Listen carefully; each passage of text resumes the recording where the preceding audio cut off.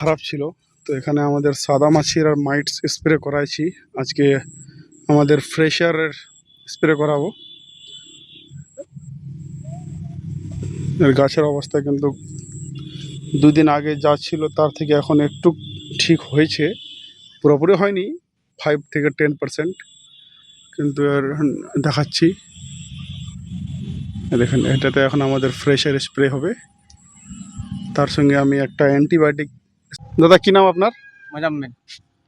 আপনার পটলের সমস্যা ছিল, আপনাকে 2 দিন আগে আমাদের সাদা মাছের মাকড়ের স্প্রে করাইছিলাম।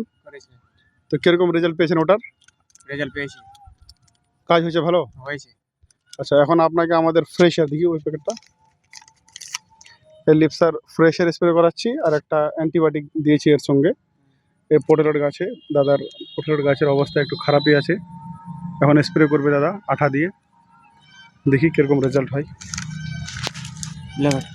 দাদা আপনার পটলের কি খবর এখন বলেন তো? পটলের এখন খবর তো খুব, রেজাল্ট খুব ভালোই এসেছে। আচ্ছা, সবাই কি বলছিল? সবাই বলছে যে হবে না। আর আপনি কি বলছিলেন? আমি বলছি দেখি ম্যানেজারের সাথে কি করে, আচ্ছা, হচ্ছে না। তো এখন আজ এ নিয়ে প্রায় 10 দিনের মতো হলো বুঝি না? 10 দিন হলো।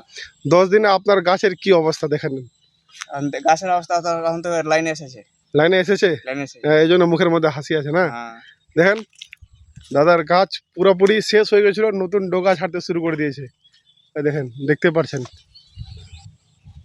আর ফল ফুলও আসতেছে, এখন অনেকটাই লাইনে চলে আসছে।